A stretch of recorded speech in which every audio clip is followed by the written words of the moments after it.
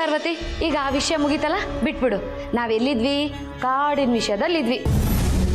ನಿಮ್ಗೇನಾದ್ರೂ ತೊಂದರೆ ಆಯ್ತಾ ಅಂತ ಅದನ್ನ ಮುಂದುವರ್ಸೋಣವಾ? ಅಯ್ಯೋ, ಅಷ್ಟರಲ್ಲಿ ಅಜ್ಜಿ ಬಂದು ಎಲ್ಲ ಹಾಳಾಗೋಯ್ತು. ಸರಿ, ನೀನು ಹೇಳು.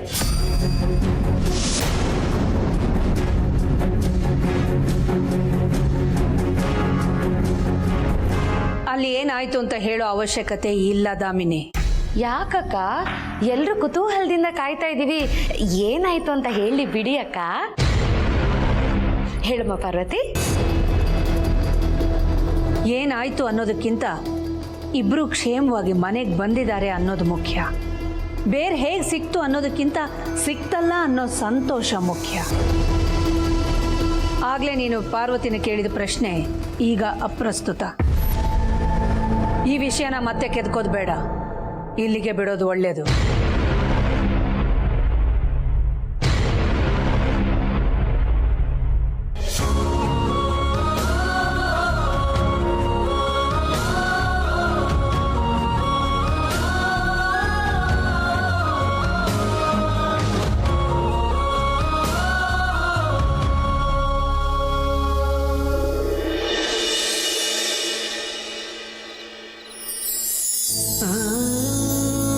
ನೋಡೋದಕ್ಕೆ ಸೀತೆ ತರ ಕಾಣ್ತಿದ್ಯಾ ಮಗಳೇ?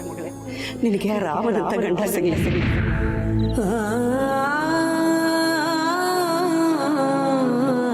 ಹೂವೆ, ಆ ತಾಯಿ ಹೇಳ್ದಾಗೆ ನಾನು ನಿಜವಾಗ್ಲೂ ಸೀತೆ ತರ ಇದ್ದೀನ? ಅವ್ರು ಯಾವ ದೃಷ್ಟಿಲಿ ಹಾಗಂದ್ರು? ನಾನು ಹೇಗಿದ್ದೀನೋ ನನಗೆ ಗೊತ್ತಿಲ್ಲ, ಆದ್ರೆ ನನ್ನ ಗಂಡ ಮಾತ್ರ ನಿಜವಾಗ್ಲೂ ಶ್ರೀರಾಮನ. ನಾಳೆ ದಸರಾ ಹಬ್ಬಕ್ಕೆ ನಾನು ಒಂದು ಶ್ರೀರಾಮನ್ ಗೊಂಬೆ ಕೂರಿಸಿದ್ರೆ ಎಷ್ಟು ಚೆನ್ನಾಗಿರ್ತಿತ್ತಲ್ವಾ ಹೂವೆ?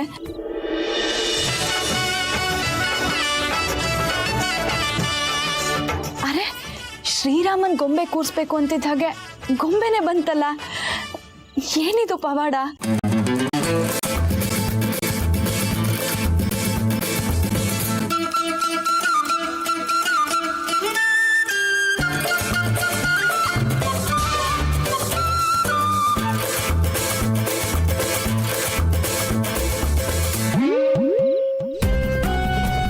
ಅನ್ಸುತ್ತೆ ನನಗೋಸ್ಕರ ನಮ್ಮ ಯಜಮಾನ್ರು ಈ ಗೊಂಬೆ ಕಳಿಸಿದ್ದಾರೆ ಅಂತ. ಸುಮ್ಮನೆ ಮೇಲೆ ನಿಂತ್ಕೊಂಡು ನನ್ನನ್ನು ಆಟ ಆಡಿಸ್ತಿದ್ದಾರೆ ಅಷ್ಟೆ.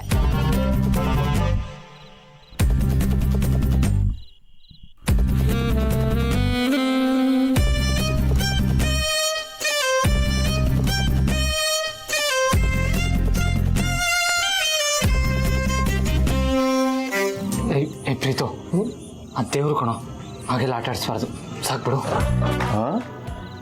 ದೇವ್ರ ಗೊಂಬೆ ಆಡಿಸ್ಬಾರ್ದಾ ಅಥವಾ ಪಾರ್ವತಿನ ಆಟ ಆಡಿಸ್ಬಾರ್ದಾ? ಎರಡೂ ಮಾಡಬಾರ್ದು, ತಪ್ಪಲ್ವಾ? ಇದು ತಪ್ಪಂದ್ರೆ ಯಾರಿಗೂ ಗೊತ್ತಾಗ್ದ ಹಾಗೆ ಪಾರ್ವತಿ ಮೇಡಮ್ಗೆ ಶ್ರೀರಾಮನ್ ಗೊಂಬೆ ಕೊಡ್ತಿರೋದು ತಪ್ಪಲ್ವಾ? ಅದರಲ್ಲೇನು ತಪ್ಪಿದೆ? ಆ ಗೊಂಬೆ ಪಾರ್ವತಿಗೆ ಇಷ್ಟ ಅಂತ ಕೊಡ್ತಾ ಇದ್ದೀನಿ. ಈ ವಿಷಯ ನಿನಗೂ ಗೊತ್ತಾಗಿದೆ ಅಲ್ವಾ? ನೀವಾಗೆ ಏನು ಹೇಳಿಲ್ವಲ್ಲ ಬ್ರೋ, ಅದು ನಿಮ್ಮ ಕೈಯಲ್ಲಿತ್ತು, ಅದಕ್ಕೆ ನನಗೆ ಗೊತ್ತಾಯ್ತು. ಇಲ್ಲ ಅಂದಿದ್ರೆ ನೀವೇನು ಹೇಳ್ಬಿಟ್ಟ ಪಾರ್ವತಿ ಮೇಡಮ್ ಗಿಫ್ಟ್ ಕೊಡ್ತಿದ್ರಿ? ಏನದು ಪಾರ್ವತಿ ಮೇಡಮ್ ಅಂತ ಹೊಸದಾಗಿ? ತಮಾಷೆಗಂತೆ ಬ್ರೋ, ಅದಕ್ಕೆ ಸೀರಿಯಸ್ ಆಗ್ತಿದ್ಯಾ? ಸರಿ, ಇವಾಗ ದಾರ ಬಿಡು, ಪಾಪ ಪಾರ್ವತಿ ಗೊಂಬೆ ತಗೊಳ್ಳಿ. ಇರು ಬ್ರೋ, ಇನ್ನೂ ಸ್ವಲ್ಪ ಹೊತ್ತು ಆಟ ಆಡಿಸಿ ಆಮೇಲೆ ಕೊಡೋಣ. ಸರಿ ಬಿಡು, ನೀ ನನ್ನ ಮಾತು ಕೇಳಲ್ಲ ಅನ್ಸುತ್ತೆ, ನಾನೇ ಕೆಳಗೆ ಹೋಗ್ತೀನಿ.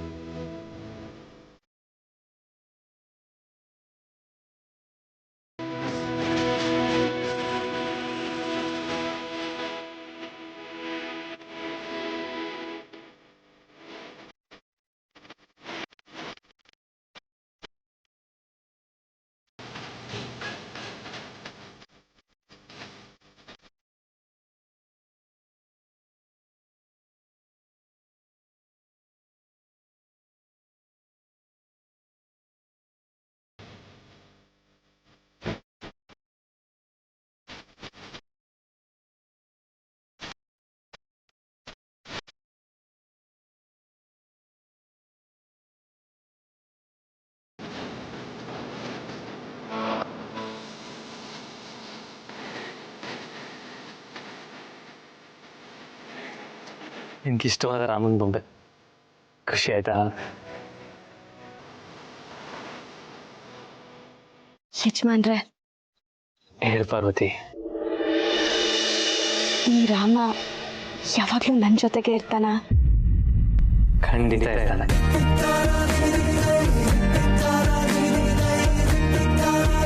ಈ ಬೊಂಬೆ ಈ ಸಲ ದಸರಾ ಹಬ್ಬಕ್ಕೆ ನನ್ನ ಕಡೆಯಿಂದ ನಿನ್ ಗಿಫ್ಟ್. ಥ್ಯಾಂಕ್ಸ್ ಯಜಮಾನ್ರೆ.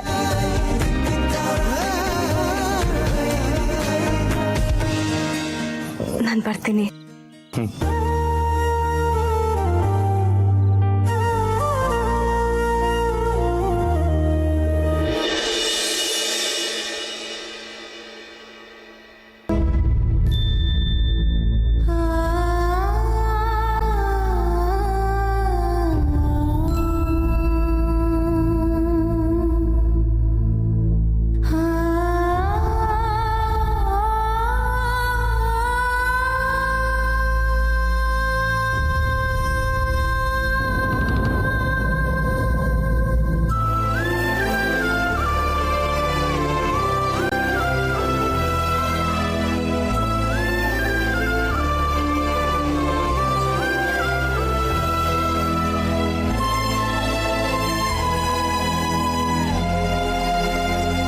ಜನನಿ,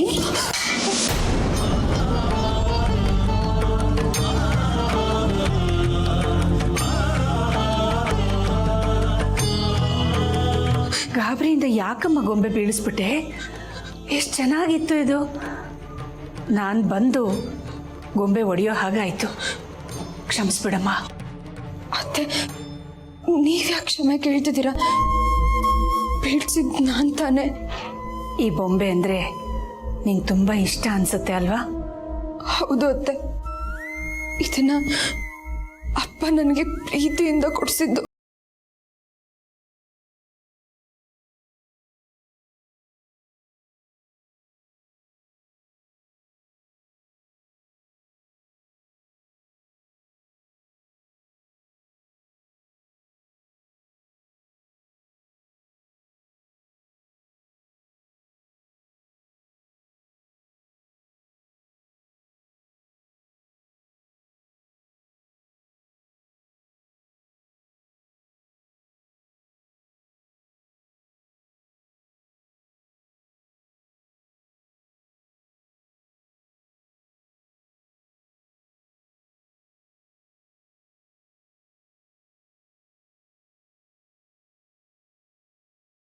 ಇಲ್ಲ ಅತ್ತೆ, ಇವತ್ತು ಅಪ್ಪ ತುಂಬಾ ನೆನಪಾಗ್ತಿದ್ರು. ಅದಕ್ಕೆ ಈ ಬೊಂಬೆನ ನೋಡ್ತಾ ಇದ್ದೆ. ನನ್ನ ಕೈ ಜಾರಿ ಬೊಂಬೆ ಹೊಡೆದೋಯ್ತು.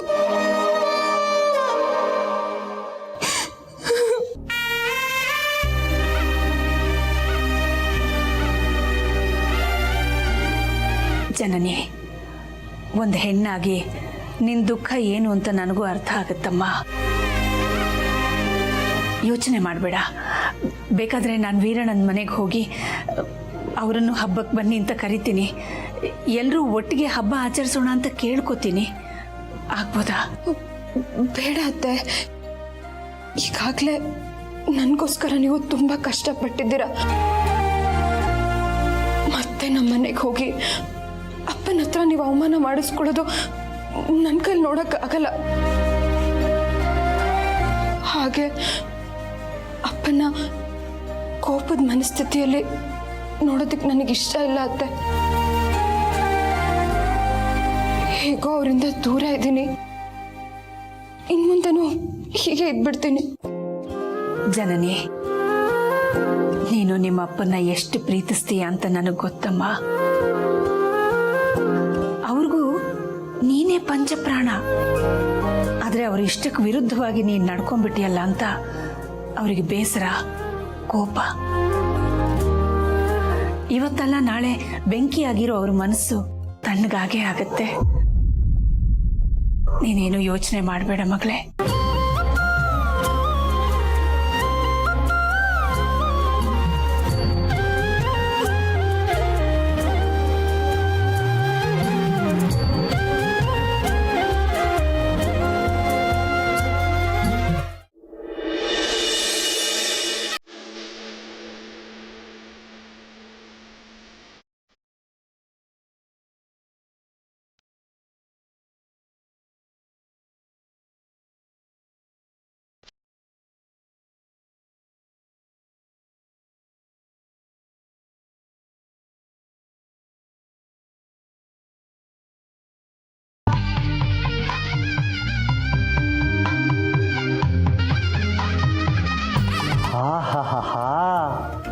ಗೊಂಬೆಗಳನ್ನು ಎಷ್ಟು ಚೆನ್ನಾಗಿ ಜೋಡಿಸಿದ್ದೀರಮ್ಮ.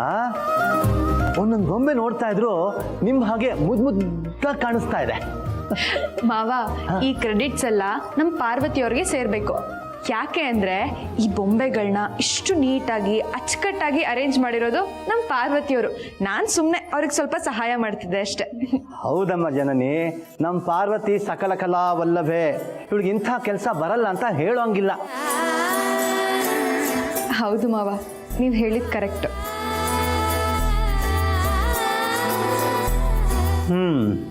ನಿಮ್ಮಂಥ ಹೆಣ್ಮಕ್ಳು ನೋಡಿ ಕಲಿಯೋರು ಈ ಮನೇಲಿ ಇದ್ದಾರೆ. ಅವ್ರಿಗೆ ಆ ದೇವ್ರಿಗೆ ಯಾವಾಗ ಒಳ್ಳೆ ಬುದ್ಧಿ ಕೊಡ್ತಾನೋ ಏನೋ. ಯಾರಿಗೆ ಬುದ್ಧಿ ಇಲ್ಲ ಮಿಸ್ಟರ್ ಮೋಹನ್? ಯಾರಿಗೂ ಇಲ್ಲ ದಮ್ಮು. ನನ್ನ ಹೆಂಡತಿಗೆ ಜಾಸ್ತಿ ಬುದ್ಧಿ ಇದೆ ಅಂತ ನಮ್ಮ ಮಕ್ಕಳ ಮುಂದೆ ನಿನ್ನ ತುಂಬಾ ಹೊಗಳ್ತಾ ಇದ್ದ ಕಡೆ. ಸಾಧ್ಯ, ಅದು ಇವಾಗ್ಲಾದ್ರೂ ನಿಮ್ಗೆ ಅರ್ಥ ಆಯ್ತಲ್ಲ. ಜಾಗ ಬಿಡಿ, ನಾನು ಬೊಂಬೆ ಇಡಬೇಕು. ಬೊಂಬೆನಾ? ಯಾವ ಬೊಂಬೆನೆ?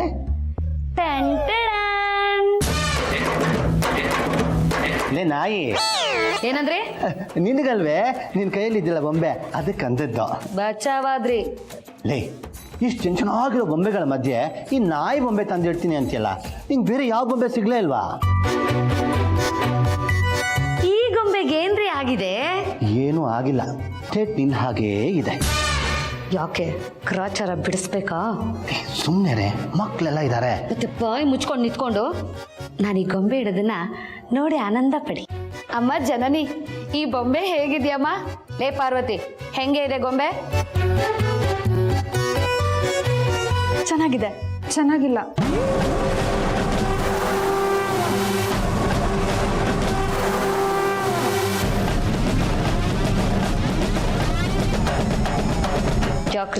ಯಾಕ್ರಿ ನಗ್ತಿದ್ದೀರಾ? ಲೇ ದಾಮು, ನಗದೆ ಅಳ್ಬೇಕೇನೆ. ಜನ ನೀನು ಕೇಳಿಸ್ಲಿಲ್ವಾ ಬೊಂಬೆ ಚೆನ್ನಾಗಿಲ್ಲ ಅಂದಿದ್ದು? ಹಂಗೆ ಪಾರ್ವತಿ ಹೇಳಿದ್ ಕೇಳಿಸ್ಲಿಲ್ವಾ ಚೆನ್ನಾಗಿದೆ ಅಂತ? ನಿನಗೆ ಬೇಜಾರಾಗಬಾರ್ದು ಅಂತ ಹಾಗೆ ಹೇಳಿದಾಳಷ್ಟೆ. ಹೌದೇನೆ ಪಾರ್ವತಿ?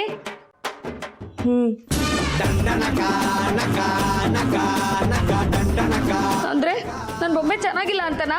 ನೇ, ಅದನ್ನೇ ಯಾಕೆ ಒತ್ತಿ ಒತ್ತಿ ಕೇಳ್ತೀಯಾ? ಒಂದ್ಸಲ ಹೇಳಿದ್ರೆ ಕೇಳಿಸ್ಲಿಲ್ವಾ? ಯಾರು ಏನು ಹೇಳಿದ್ರು ಸರಿ, ನಾನು ಈ ಬೊಂಬೆನ ಇಟ್ಟೇ ಇಡ್ತೀನಿ. ಸರ್ಕೊಡ್ರಿ. ಅತ್ಗೆ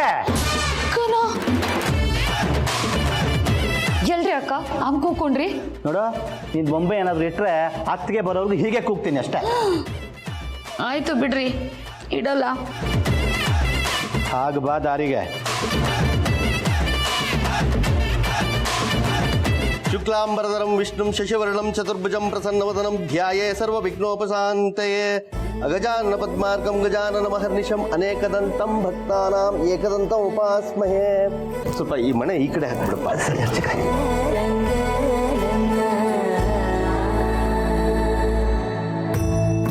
ಎಲ್ಲರನ್ನು ಕರೆದ್ರೆ ಪೂಜೆ ಶುರು ಮಾಡ್ಬಿಡೋಣ. ಸರಿ ಅರ್ಚಕ್ರೆ. ಲೇ ದಾಮಿನಿ, ಏನ್ ನೋಡ್ತಾ ಹಾಗೆ ನಿಂತ್ಕೊಂಡ್ಬಿಟ್ಟೆ? ಎಲ್ರನ್ನ ಕರಿ ಹೋಗು.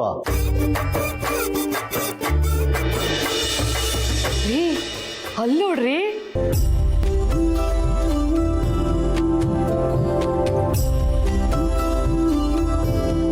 ಇಲ್ಲೇ ನೋಡ್ತೀಯಾ? ಅಲ್ಲಿ ನೋಡು.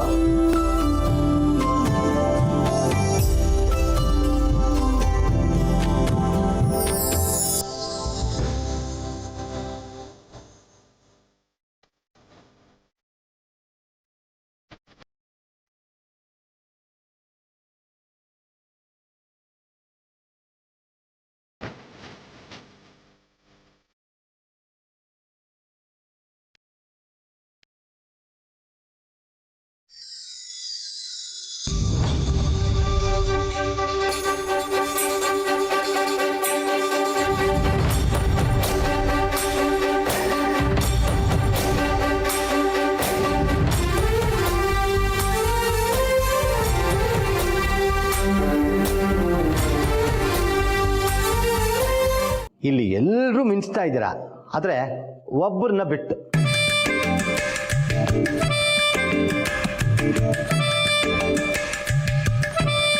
ಯಾರು ಚಿಕ್ಕಪ್ಪ?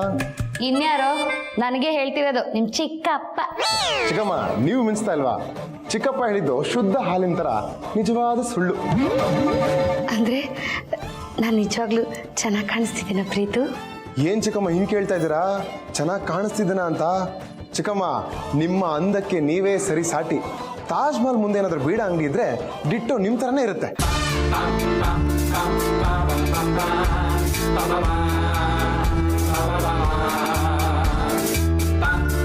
ಅಲ್ಲ ಕಣಪ್ಪ ಪ್ರೀತು, ಬೀಡ ಅಂಗಡಿ ಇರಬೇಕಾಗಿರೋದು ಹೋಟ್ಲು ಮುಂದೆ, ಅದು ತಾಜ್ ಮಹಲ್ ಮುಂದೆ ಯಾಕಿದೆ? ಚಿಕ್ಕಮ್ಮ, ನೀವು ಹತ್ರ ಸ್ಪೆಷಲ್ ಅಲ್ವಾ, ಅದಕ್ಕೆ ತಾಜ್ ಮಹಲ್ಗೆ ಹೋಲಿಸ್ದೆ. ಬೇಕಿದ್ರೆ ಹೇಳಿ, ಬಾರ್ ಮುಂದೆ ಇರೋ ಬೀಡ ಅಂಗಡಿಗೆ ಹೋಲಿಸ್ತೀನಿ. ಬೇಡ ಬೇಡ ಬೇಡ, ನೀನು ಇಷ್ಟೊತ್ತು ಹೋಗ್ಲಿದ್ದೆ ಸಾಕು. ಮೊದಲೇ ಹೇಳಿದೆಯಲ್ಲ, ಅದೇ ಇರಲಿ. ಅಯ್ಯೋ, ಅಕ್ಕ ಬಂದ್ರು, ತಗಲೇ ಮಾಡಬೇಡಿ.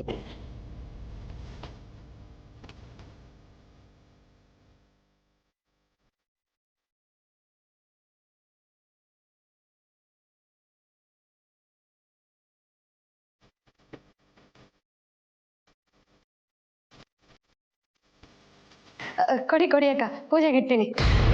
ಬೇಡ ದಾಮಿನಿ, ಈ ಬೇರನ್ನ ನೀನಿಡೋ ಹಾಗಿಲ್ಲ. ಮತ್ತೆ ಇದನ್ನ ಇಡಬೇಕಾಗಿರೋದು ಈ ಬೇರನ್ನ ತಂದಿರೋ ಪಾರ್ವತಿ ಆದಿತ್ಯ.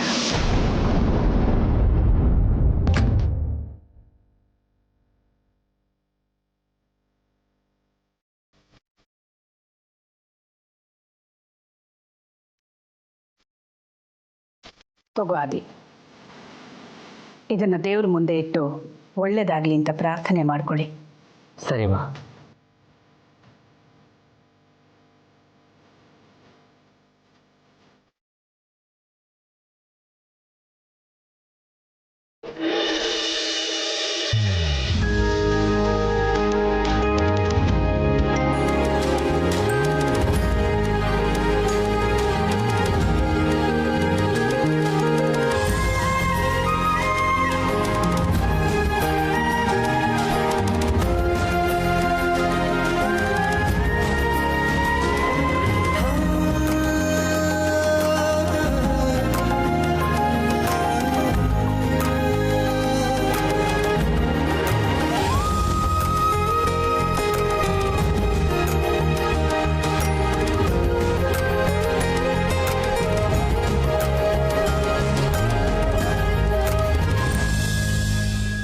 ಪಾರ್ವತಿಯವರೇ, ಈ ಕಣ್ಣು ನಿಮ್ಮದೇ. ಈ ಕಣ್ಣನ್ನೇ ಆದಿತ್ಯ ಸರು ಇಷ್ಟಪಟ್ಟಿರೋದು. ಅಂದರೆ ಇಷ್ಟು ದಿನದಿಂದ ಅವ್ರು ಪ್ರೀತಿಸಿದ್ದು ನಿಮ್ಮನ್ನ. ಈ ಸತ್ಯನ ನಾನು ಅವ್ರಿಗೆ ಹೇಳೋಕ್ಕೆ ಪ್ರಯತ್ನ ಪಟ್ಟಿದ್ದೆ, ಆದರೆ ಅವ್ರು ನನ್ನ ಮಾತು ನಂಬಲಿಲ್ಲ. ಅದಕ್ಕೆ ಈ ಸತ್ಯನ ನಿಮ್ಗೆ ಹೇಳಬೇಕು ಅಂತ ತೀರ್ಮಾನ ಮಾಡಿದ್ದೀನಿ.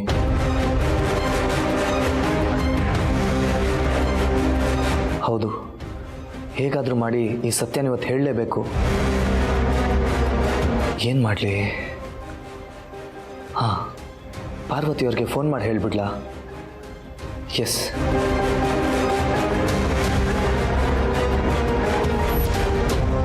ಬೇಡ ಬೇಡ, ಇಷ್ಟು ದೊಡ್ಡ ವಿಷಯನ ಫೋನಲ್ಲಿ ಹೇಳೋದು ಸರಿ ಹೋಗಲ್ಲ. ಏನು ಮಾಡಲಿ? ಹಾಂ, ಹೇಗಿದ್ರು ಇವತ್ತು ಹಬ್ಬ ಇದೆ, ಎಲ್ಲರೂ ಅವ್ರವ್ರ ಕೆಲಸದಲ್ಲಿ ಬ್ಯುಸಿಯಾಗಿರ್ತಾರೆ. ಅನುಷ್ಕಾ ಮೇಡಮು ನನ್ನ ಕಡೆ ಜಾಸ್ತಿ ಗಮನ ಕೊಡಲ್ಲ. ನಾನು ನೇರವಾಗಿ ಪಾರ್ವತಿಯವ್ರ ಹತ್ರ ಹೋಗಿ ಸಾಕ್ಷಿ ಸಮೇತ ಈ ಕಣ್ಣು ನಿಮ್ಮದೇ ಅಂತ ಹೇಳಿದ್ರೆ ಅವ್ರು ನನ್ನ ಮಾತು ನಂಬ್ತಾರೆ. ಎಸ್, ಗ್ಯಾರಂಟಿಯಾಗಿ ನಂಬ್ತಾರೆ.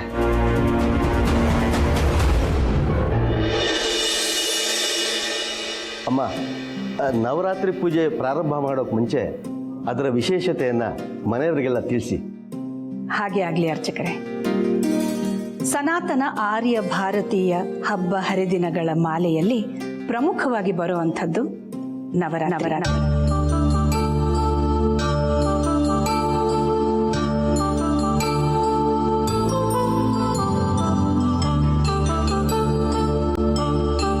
ಭವಿಷ್ಯೋತ್ತರ ಪುರಾಣದ 6 ಪಂಥಗಳು ಅಂತಂದರೆ 6 ಭಕ್ತಿ ದರ್ಶನಗಳು. ಅದು ಶೈವ, ವೈಷ್ಣವ, ಕ್ಷಾಕ್ತ, ಸೌರ, ಗಾಣಪತ್ಯ, ಕೌಮಾರ. ಈ 6 ಪಂಥಗಳ ಜನರು ಆಚರಿಸುವಂಥ ಏಕೈಕ ಹಬ್ಬ ನವರಾತ್ರಿ. ಭಾರತೀಯ ಚಂದ್ರಮಾನ ಪಂಚಾಂಗದ ಗಣನೆಯ ಪ್ರಕಾರ ಐಶ್ವರ್ಯ ಮಾಸ ಶುಕ್ಲ ಪಕ್ಷದ ಮೊದಲ ದಿನದಿಂದ ನವಮಿಯವರೆಗಿನ 9 ದಿನಗಳನ್ನು ನವರಾತ್ರಿ ಅಂತ ಕರಿತೀವಿ.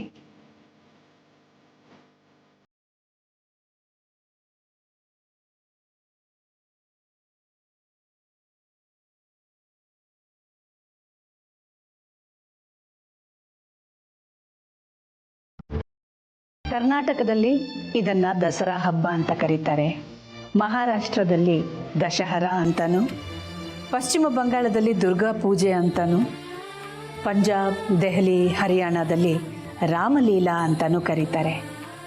ಯಾರು ಯಾವ ಹೆಸರಿಂದ ಕರೆದ್ರೂ ಮಕ್ಕಳು ಮಾತ್ರ ಈ ಹಬ್ಬನ ಬೊಂಬೆ ಹಬ್ಬ ಅಂತ ಹೇಳ್ತಾರೆ, ಸಂಭ್ರಮದಿಂದ ಆಚರಿಸ್ತಾರೆ. ಒಟ್ಟಿನಲ್ಲಿ ನವರಾತ್ರಿ ಹಬ್ಬ ನಮ್ಮ ಧರ್ಮ, ಸಂಸ್ಕೃತಿ, ಪುರಾಣ, ಪರಂಪರೆ ಇದೆಲ್ಲವನ್ನು ಬೆರೆಸಿಕೊಂಡು ಅಳವಡಿಸಿಕೊಂಡಿರುವಂಥ ಒಂದು ವಿಶಿಷ್ಟವಾದಂಥ ಹಬ್ಬ.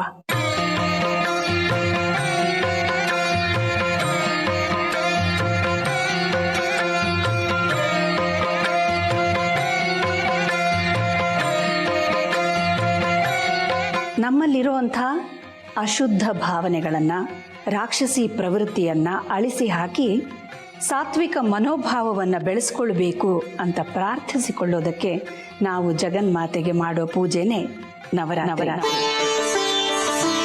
ಪ್ರತಿಯೊಬ್ಬ ಮನುಷ್ಯನಲ್ಲೂ 9 ಪ್ರಕಾರದ ಅಂಧಕಾರ ಇರುತ್ತಂತೆ. ಆ ಅಂಧಕಾರವನ್ನೆಲ್ಲ ಒಂದೊಂದಾಗಿ ನಾವು ನವರಾತ್ರಿಯಲ್ಲಿ ಕಳಚಿಕೊಳ್ತಾ ಹೋಗ್ತೀವಿ.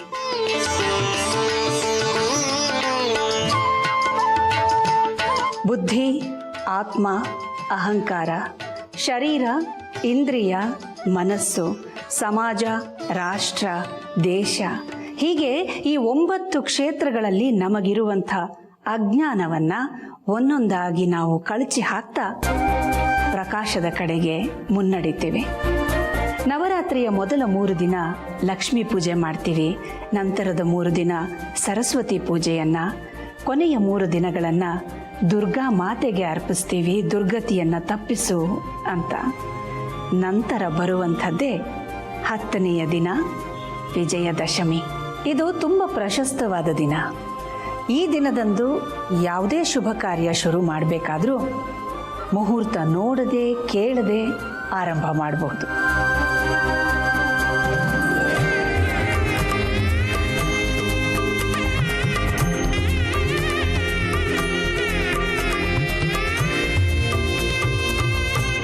ನವರಾತ್ರಿ ಹಬ್ಬದ ಈ ದಿನದ ವೈಶಿಷ್ಟ್ಯ ಏನಪ್ಪ ಅಂದರೆ, ಇವತ್ತು ಕೂಷ್ಮಾಂಡ ದೇವಿಯ ಪೂಜೆ. ಲಕ್ಷಾಂತರ ವರ್ಷಗಳ ಹಿಂದೆ ಬ್ರಹ್ಮಾಂಡ ಮಾತ್ರ ಇದ್ದಾಗ, ನಾವು ಪ್ರಪಂಚ ಅಂತ ಕರೆಯುವ ಈ ಪ್ರಪಂಚ ಇಲ್ಲದೆ ಇದ್ದಾಗ ಅಲ್ಲಿದ್ದದ್ದು ಒಂದು ಬೃಹತ್ ಶಕ್ತಿ ಅಷ್ಟೇ. ಆ ಶಕ್ತಿಯನ್ನು ಕೂಷ್ಮಾಂಡ ಅಂತ ಕರೆಯೋದಾದರೆ ಅದೇ ಶಕ್ತಿಯ ಸ್ವರೂಪ. ಕೂಷ್ಮಾಂಡ ಅಂತಂದರೆ ಕು ಅಂದರೆ ಸ್ವಲ್ಪ, ಉಷ್ಮ ಅಂದರೆ ಉಷ್ಣ, ಅಂಡ ಅಂದರೆ ಜೀವಕೋಶ. ಈ ಶಕ್ತಿ ಸ್ವರೂಪಿಣಿಯಾದ ಕೂಷ್ಮಾಂಡ ತನ್ನ 3 ದಿಕ್ಕುಗಳಲ್ಲೂ ತನ್ನ ಶಕ್ತಿಯನ್ನು ಪ್ರವಹಿಸಿ, ಒಂದು ದಿಕ್ಕಿನಲ್ಲಿ ಮಹಾಕಾಳಿ, ಇನ್ನೊಂದು ದಿಕ್ಕಿನಲ್ಲಿ ಮಹಾಲಕ್ಷ್ಮಿ, ಮತ್ತೊಂದು ದಿಕ್ಕಿನಲ್ಲಿ ಸರಸ್ವತಿಯನ್ನು ಸೃಷ್ಟಿ ಮಾಡ್ತಂತೆ. ಅಂದರೆ ಮಹಾಕಾಳಿ ಉಷ್ಣವನ್ನು ಅಂದರೆ ಹೀಟ್ ಅಂತ ನಾವೇನು ಹೇಳ್ತೀವಿ ಅದನ್ನು ಪ್ರತಿನಿಧಿಸಿದರೆ, ಮಹಾಲಕ್ಷ್ಮಿ ಬೆಳಕನ್ನು ಪ್ರತಿನಿಧಿಸ್ತಾಳೆ, ಹಾಗೆ ಸರಸ್ವತಿ ಶಬ್ದದ ಪ್ರತಿನಿಧಿ. ಈ 3 ಶಕ್ತಿಗಳ ಸಂಗಮದಿಂದನೇ ಬ್ರಹ್ಮ, ವಿಷ್ಣು, ಮಹೇಶ್ವರರ ಉಗಮ ಆಗುತ್ತಂತೆ. ಆಮೇಲೆ ಆ ಪುರುಷ ಶಕ್ತಿಗಳ ಜೊತೆಯಲ್ಲಿ ಈ ಸ್ತ್ರೀ ಶಕ್ತಿಗಳು ಜೊತೆಯಾಗಿ ನಿಲ್ತವೆ. ಹಾಗಾಗಿ ಈ ಬ್ರಹ್ಮಾಂಡದ ಮೂಲ ಕೂಷ್ಮಾಂಡ. ಆದ್ದರಿಂದ ನವರಾತ್ರಿಯ ಈ ದಿನ ನಾವು ಕೂಷ್ಮಾಂಡ ದೇವಿಯ ಪೂಜೆಯನ್ನು ಮಾಡ್ತೀವಿ. ಇದ್ರ ಬಗ್ಗೆ ಎಲ್ಲ ಇನ್ನೂ ಹೇಳ್ತಾ ಹೋದರೆ ಮುಗಿಯೋದೇ ಇಲ್ಲ, ಅಷ್ಟೊಂದು ವಿಶೇಷತೆ ಇದೆ.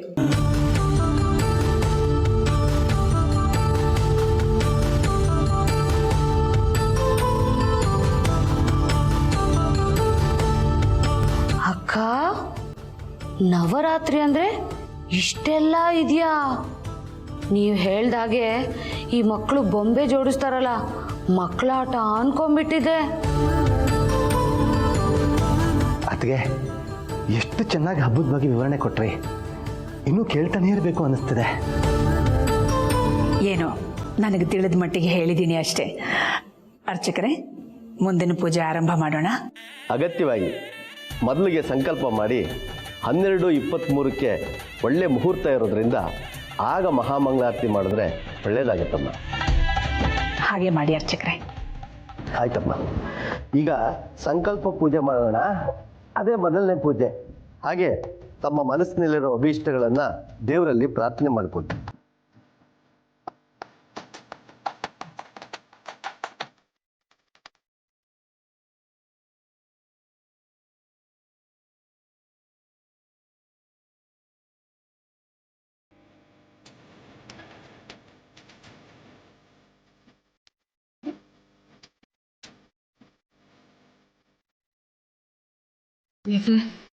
ನಮ್ಮ ಯಜಮಾನ್ರು ಅಖಿಲಮ್ಮ ಅನ್ಕೊಂಡಿರೋ ಕೆಲಸ ಈಡೇರೋ ಹಾಗೆ ಮಾಡಪ್ಪ. ಇವತ್ತು ನಾನು ಮಾಡೋ ಕೆಲಸಕ್ಕೆ ಯಾವುದೇ ರೀತಿ ವಿಘ್ನ ಬರ್ದೇ ಇರೋ ಹಾಗೆ ನೀನೇ ನೋಡ್ಕೊಳಪ್ಪ ವಿಘ್ನೇಶ್ವರ. ದೇವ್ರೆ, ನನ್ನಿಂದಾಗಿ ಈ ಸಲ ಈ ಹಬ್ಬನ ಅಪ್ಪ ಆಚರಿಸ್ದೇ ಇರೋ ಥರ ಆಗಬಾರ್ದಪ್ಪ. ಹೇಗಾದರೂ ಮಾಡಿ ಅವರು ಖುಷಿಯಿಂದ ಈ ಹಬ್ಬನ ಆಚರಿಸೋ ಹಾಗೆ ಮಾಡು. ದೇವ್ರೆ, ಈ ಪ್ರಾಜೆಕ್ಟ್ ಅಮ್ಮನ ಕನಸು. ಇದು ದೊಡ್ಡ ಸಕ್ಸಸ್ ಆಗಿ ಅಮ್ಮಂಗೆ ಒಳ್ಳೆ ಹೆಸರು ಬರೋ ಹಾಗೆ ಮಾಡಪ್ಪ. ದೇವ್ರೆ, ಈ ಮಹಾಮಾರಿಯ ವಿರುದ್ಧ ನಾವು ಕೈಗೊಂಡಿರೋ ಹೋರಾಟಕ್ಕೆ ಜಯ ಸಿಗೋ ಹಾಗಾಗ್ಲಿ. ದೇವ್ರೆ, ಆದಷ್ಟು ಬೇಗ ನನ್ನ ಜನನಿಯವರ ತಂದೆ ವೈಮನಸ್ಕರಿಗೆ ಅವಳನ್ನ ಒಪ್ಕೊಳ್ಳೋ ಥರ ಮಾಡಪ್ಪ. ದೇವ್ರೆ, ನನ್ನ ಹೆಂಡತಿಗೆ ಒಳ್ಳೆ ಬುದ್ಧಿ ಕೊಟ್ರೆ ಅದೇ ನನಗೆ ವಿಜಯದಶಮಿ. ಅರ್ಚಕ್ರೆ, ಸಂಕಲ್ಪನ ನಾನು ಜೋರಾಗಿ ಮಾಡಬಹುದಾ? ಮಾಡಬಹುದಮ್ಮ. ನಾವು ಒಂದು ಹೊಸ ಪ್ರಾಜೆಕ್ಟ್ ಕೈಗೊಂಡಿದ್ದೀವಿ. ಅದ್ರ ಸಂಪೂರ್ಣ ಜವಾಬ್ದಾರಿನ ಇನ್ನು ಮುಂದೆ ನಾನೇ ವಹಿಸ್ಕೋತೀನಿ. ಮಾರ್ಕೆಟಿಂಗ್, ಸೇಲ್ಸ್, ಹೀಗೆ. ಅದಕ್ಕೆ ಅತ್ತೆ ಪರ್ಮಿಷನ್ ಇದೆ ಅನ್ಕೋತಿದ್ದೀನಿ.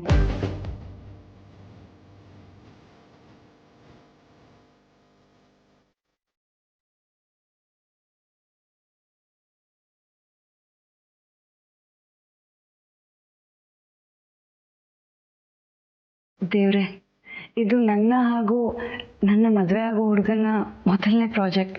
ಈ ಪ್ರಾಜೆಕ್ಟ್ ಸಕ್ಸಸ್ ಆಗೋ ಹಾಗೆ ಮಾಡಪ್ಪ.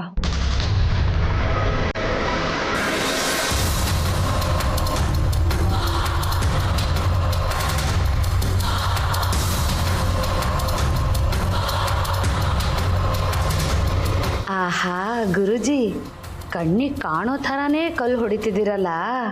ನೀವು ಹೊಡೆದ ಏಟಿಗೆ ಅದೆಷ್ಟು ಹೆಣಗಳು ಬೀಳುತ್ತೋ ಏನೋ, ಕಾದ್ ನೋಡಬೇಕು. ಅತ್ತೆ, ನಿನ್ನಿಷ್ಟದ ಹಾಗೆ ಆಗಲಿ ಅನುಷ್ಕಾ. ನವರಾತ್ರಿಯ ಈ ಪುಣ್ಯ ದಿನದಲ್ಲಿ ಬಂದು ಈ ಕಾರ್ಯನ ಕೈಗೆತ್ಕೋತೀಯ ಅಂತ ನೀನಾಗೇ ಹೇಳ್ತಿರೋವಾಗ ನಾನು ಯಾಕೆ ಬೇಡ ಅನ್ಲಿ? ಹಾಗೆ ಆಗಲಿ. ಥ್ಯಾಂಕ್ಸ್ ಅತ್ತೆ. ಯಾವುದಕ್ಕೂ ಆದಿನೂ ಒಂದು ಮಾತು ಕೇಳಿದ್ರೆ ಚೆನ್ನಾಗಿರೋದು. ನನ್ನ ಮಗ ಯಾವತ್ತೂ ನನ್ನ ಮಾತನ್ನ ಮೀರಲ್ಲ ಅಲ್ವಾ ಆದಿ? ನೀವು ಹೇಗೆ ಹೇಳ್ತಿರೋ ಹಾಗೆ ಅಮ್ಮ.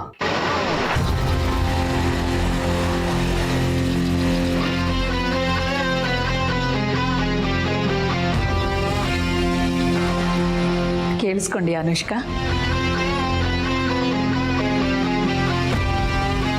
ಅಮ್ಮ, ಇವತ್ತಿನ ಮಹಾಮಂಗಳಾರತಿ ಪೂಜೆಗೆ ಗಂಗೆನ ಕೂರಿಸ್ಬೇಕು ಅಂತ ಹೇಳಿದ್ರಿ. ಅದಕ್ಕೆಲ್ಲ ತಯಾರಿ ಆಗಿದೆಯಾ? ಆಗಿಲ್ಲ, ಆದರೆ ಈಗ ಆಗ್ಬಿಡುತ್ತೆ.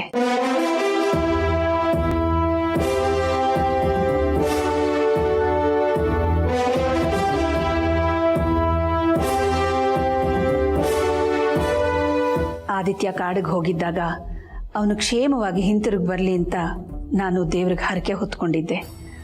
ಅದರ ಪ್ರಕಾರ ಈ ದಿನದ ಪೂಜೆಗೆ ಗಂಗೆನ ಬೇರೆ ಮನೆಯಿಂದ ತರಬೇಕು.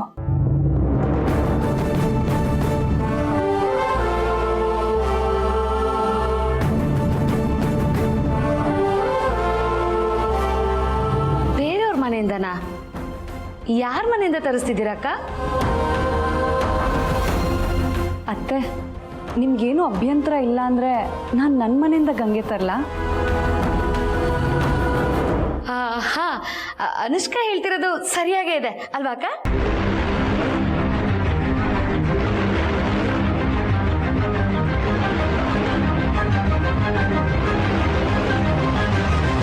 ಧಾಮಿನಿ, ನೀನು ಮಾತಾಡದೆ ಸೈಲೆಂಟ್ ಆಗಿದ್ದರೆ ಅತ್ತಿಗೆ ಹೇಳ್ತಾರೆ.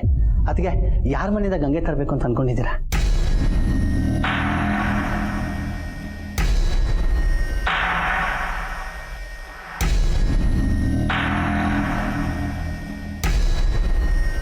ದೇವ್ರ ಪೂಜೆಗೆ ಗಂಗೆನ ಪಾರ್ವತಿ ಮನೆಯಿಂದ ತರಬೇಕು ಅಂತ ನನ್ನ ಆಸೆ.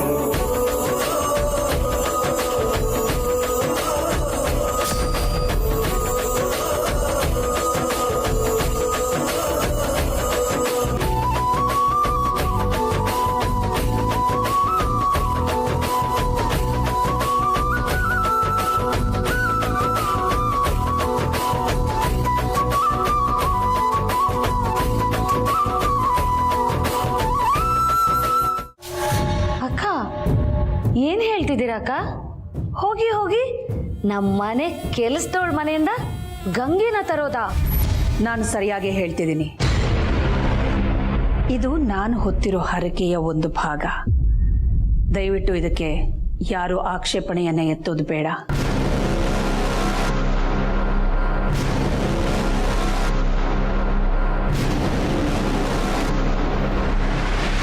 ಅತ್ತಿಗೆ, ನೀವು ಸರಿಯಾದ ನಿರ್ಧಾರನೇ ತಗೊಂಡಿದ್ದೀರಾ. ನನಗಂತೂ ತುಂಬ ಖುಷಿ ಆಯಿತು.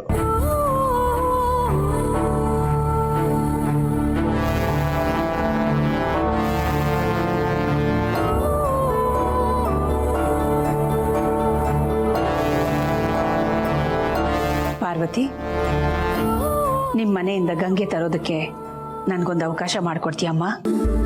ಅಯ್ಯೋ ಅಮ್ಮ, ನೀವು ಹೀಗೆ ಕೇಳ್ಕೋಬೇಕಾ? ಆ ಮನೆ ನೀವು ನಮಗೆ ಕೊಟ್ಟಿರೋ ಭಿಕ್ಷೆ. ನಿಮ್ಮ ಆಶ್ರಯದಲ್ಲಿರೋ ನಾನು ಅದನ್ನಿಲ್ಲ ಅನ್ನೋದಕ್ಕಾಗತ್ತಾ?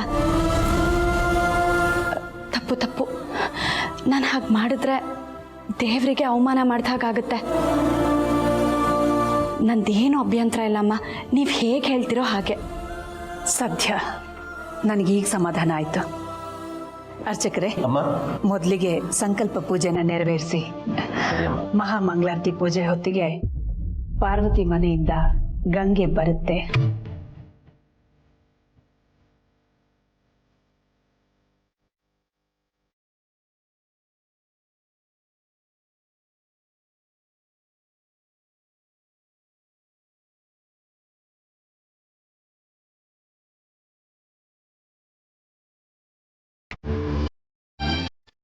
ಓಂ ದಶಾಂಗಂ ದುಗ್ಧಂ ಧೂಪಂ ಸುಗಂಧಂ ಚ ಮನೋಹರಂ ಕಪಿಲಾದ್ಭೃತ ಸಂಯುಕ್ತಂ ಧೂಪೋಯಂ ಪ್ರತಿಗೃಹ್ಯತಾಂ ಧೂಪಮಾಗ್ರಾಪಯಾಮಿ ಪ್ರತ್ಯಕ್ಷ ದೀಪಂ ದರ್ಶಯಾಮಿ ಧೂಪದೀಪಾನಂತರಂ ಆಚಮನೀಯಂ ಸಮರ್ಪಯಾಮಿ ಆಚಮನಾನಂತರಂ ಪುಷ್ಪಾಣಿ ಸಮರ್ಪಯಾಮಿ ರಕ್ಷಾಂ ಧಾರಯಾಮಿ ಮಮ ಪಾಕ್ತ ಸಮಸ್ತ ದುರಿತಕ್ಷಯದ್ವಾರ ಶ್ರೀ ಪರಮೇಶ್ವರ ಪ್ರೀತ್ಯರ್ಥಂ ಅಸ್ಮಾಕಂ ಸಕುಟುಂಬಾನಾಂ ಸಮಸ್ತ ಭಕ್ತಜನ ಕುಟುಂಬಾನಾಂ ಕ್ಷೇಮ ಸ್ಥೈರ್ಯ ವೀರ್ಯ ವಿಜಯ ಆಯುರ್ ಆರೋಗ್ಯ ಐಶ್ವರ್ಯಾಭಿವೃದ್ಧ್ಯರ್ಥಂ ಧರ್ಮಾರ್ಥ ಕಾಮ ಮೋಕ್ಷ ಚತುರ್ವಿಧ ಫಲ ಪುರುಷಾರ್ಥ ಸಿದ್ಧ್ಯರ್ಥಂ ಸಮಸ್ತ ಸನ್ಮಂಗಳ ಅವಾಪ್ತ್ಯರ್ಥಂ ಶ್ರೀ ಪಂಚಾಯತನ ದೇವತಾ ಉದ್ದೇಶ್ಯ ಶ್ರೀ ಪಂಚಾಯತ ದೇವತಾ ಪ್ರೀತ್ಯರ್ಥಂ ಶ್ರೀ ಪಂಚಾಯತನ ದೇವತಾ ಪೂಜಾಂ ಕರಿಷ್ಯೆ. ಎಲ್ಲ ನಮಸ್ಕಾರ ಮಾಡಿಕೊಂಡು ಶಿಕ್ಷತೆ ಆಗ್ತೀನಿ.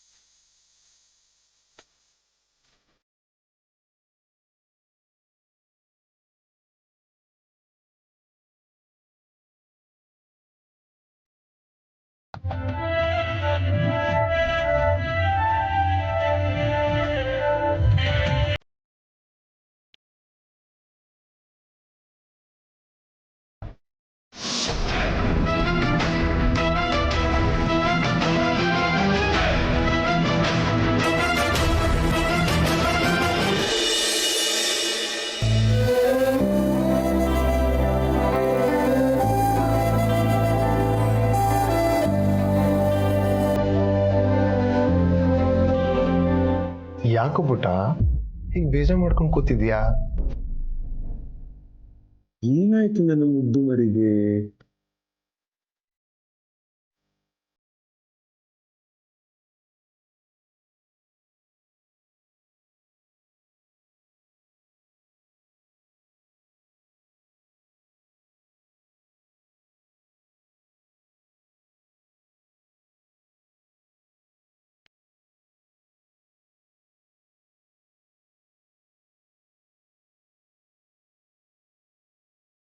ಪ್ರತಿ ಸಲ ದಸರಾಗೆ ಹೊಸ ಗೊಂಬೆ ಕೊಡಿಸ್ತದೆ, ಆದರೆ ಈ ಸಲ ಅದೃಷ್ಟ ಇಲ್ದಂಗೆ ಆಯ್ತು ಅಂತ ಬೇಜಾರಾಗ್ತಿದೆ.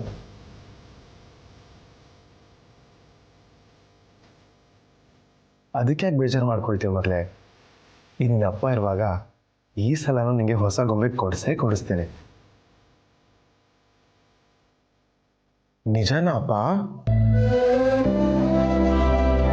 ಹೂ ಮಗಳೇ, ಪ್ರಪಂಚದಲ್ಲಿ ಯಾವಪ್ಪ ತನ್ನ ಮಗಳು ಸುಳ್ಳು ಹೇಳ್ತಾನೆ ಹೇಳು?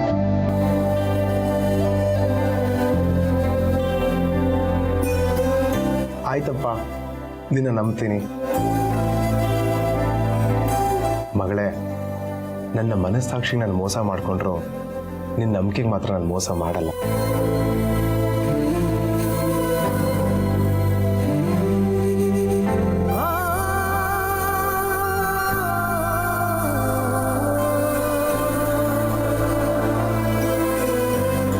ಅಪ್ಪ, ಹೇಳಿ ಮಗಳೇ, ನೀನು ಹೋದ್ಸಲಿ ಕೊಡ್ಸಿದ ಗೊಂಬೆ ನನ್ನ ಕೈ ಜಾರಿ ಒಡೆದೋಯ್ತಪ್ಪ. ಅಷ್ಟೇ ತಾನೇ?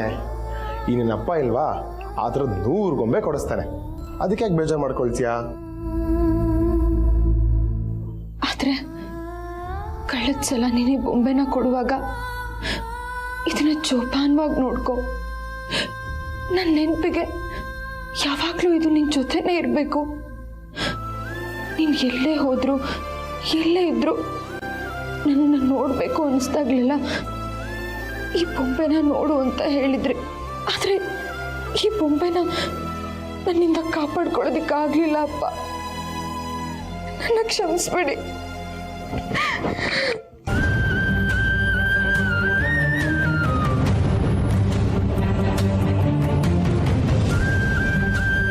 ಐಮ್ ಸಾರಿ ಜನನಿ, ನಿನ್ನ ಮನಸ್ಸಿಗೆ ಖುಷಿ ಪಡಿಸ್ಬೇಕು ಅಂತ ಈ ಥರ ಮಾಡೋಕ್ಕೆ ಹೋದೆ. ಇದರಿಂದ ನಿಂಗೆ ನೋವಾಗುತ್ತೆ ಅಂತ ಗೊತ್ತಿದ್ರೆ ನಾನು ಖಂಡಿತ ಮಾಡ್ತಿರ್ಲಿಲ್ಲ. ನಿನ್ನ ಕಣ್ಣಲ್ಲಿ ಹಾಳು, ನಿನ್ನ ಮುಖದಲ್ಲಿ ದುಃಖ ನನ್ನ ಕೈಲಿ ನೋಡೋಕ್ಕಾಗಲ್ಲ. ದಯವಿಟ್ಟು ಅಳ್ಬೇಡ ಪ್ಲೀಸ್.